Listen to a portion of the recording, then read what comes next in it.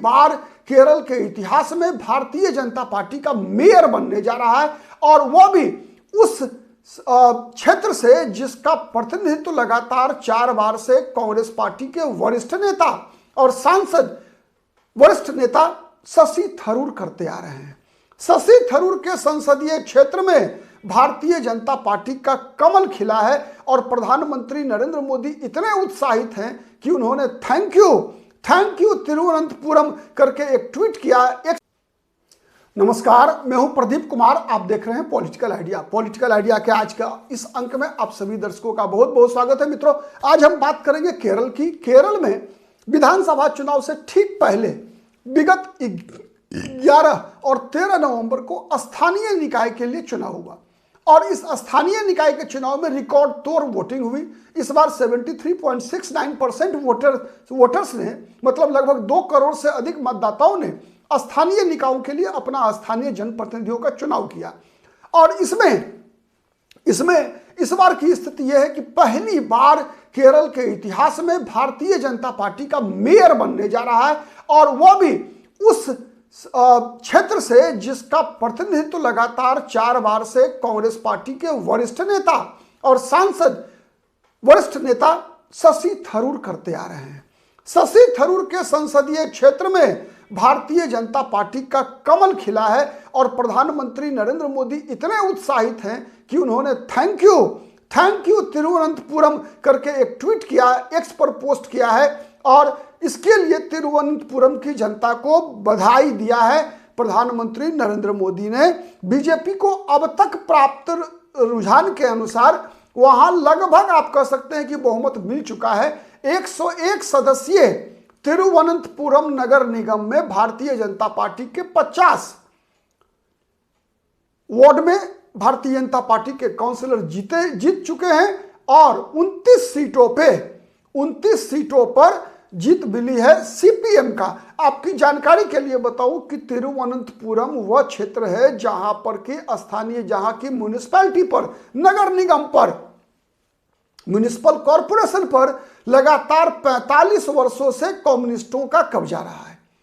45 वर्षों से वामपंथ का कब्जा रहा है। यूडीएफ का मेयर चुना जाता रहा है 45 वर्षों से। पहली बार ऐसा हुआ जब वहां पर की बीजेपी का मेयर बनने जा रहा है। कमल खिला है 50 वार्डों में, ठीक है, और कांग्रेस तीसरे नंबर पर रही है। इस बार 19 क्षेत्रों में वार्ड में कांग्रेस के उम्मीदवार जीते। 2 सीट पर निर्दलीय उम्मीदवारों ने जीत दर्ज किया है। मित्रों, यह जो चुनाव परिणाम है, इसके साथ साथ केवल तिरुवनंतपुरम नहीं बल्कि पूरे केरल में एक और परिवर्तन हुआ ये कि इस बार स्थानीय निकाय के चुनाव में वहां पर यूडीएफ की भी भारी पराजय हुई है, एलडीएफ की भारी पराजय हुई है। यूडीएफ जो कांग्रेस के नेतृत्व वाला गठबंधन है, यूनाइटेड डेमोक्रेटिक फ्रंट, उसने बेहतर प्रदर्शन किया है, और एलडीएफ का प्रदर्शन उतना अच्छा नहीं रहा, खराब रहा है, आप ये कह सकते हैं।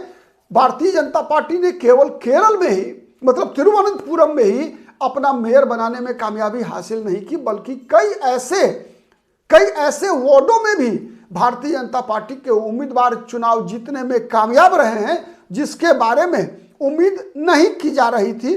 ठीक है, अब तक प्राप्त रुझान के अनुसार वहां बीजेपी के नेतृत्व वाला जो एनडीए है, राष्ट्रीय लोकतांत्रिक गठबंधन, ठीक है, उसका 1773 वार्ड में उसके उम्मीदवार जो है बढ़त बनाए हुए हैं या फिर चुनाव जीत चुके हैं, जिसमें ग्राम पंचायतों के 1306, ब्लॉक पंचायतों के 50, नगर पालिकाओं में 324 तथा निगमों में 93 उम्मीदवार भारतीय जनता पार्टी के या तो जीत चुके हैं या फिर बढ़त बनाए हुए हैं। तो ये रुझान ये स्पष्ट इशारा कर रहा है कि केरल में विधानसभा चुनाव का परिणाम कैसा होगा। चूंकि विधानसभा चुनाव से ठीक 6 महीने पहले हुए इस चुनाव को आप विधानसभा चुनाव के लिए सेमीफाइनल मान सकते हैं।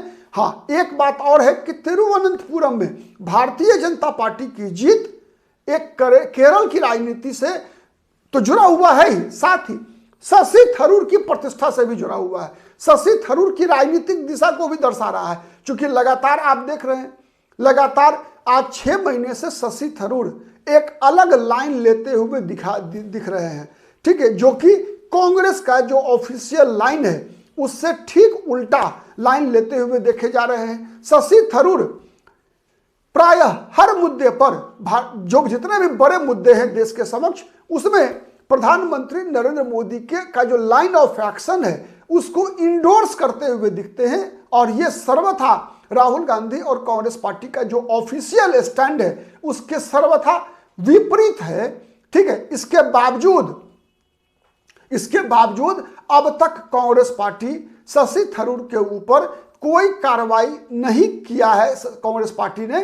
तो आप कह सकते हैं कि उसका भी एक बड़ा संकेत जो है इस परिणाम से निकल कर आया है कि कहीं ना कहीं शशि थरूर के लाइन ऑफ एक्शन को जो तिरुवनंतपुरम के मतदाता सही मानते हैं, तो क्या उन लोगों ने बीजेपी के पक्ष में वोट डाला है? यह एक बड़ा सवाल निकल कर आएगा।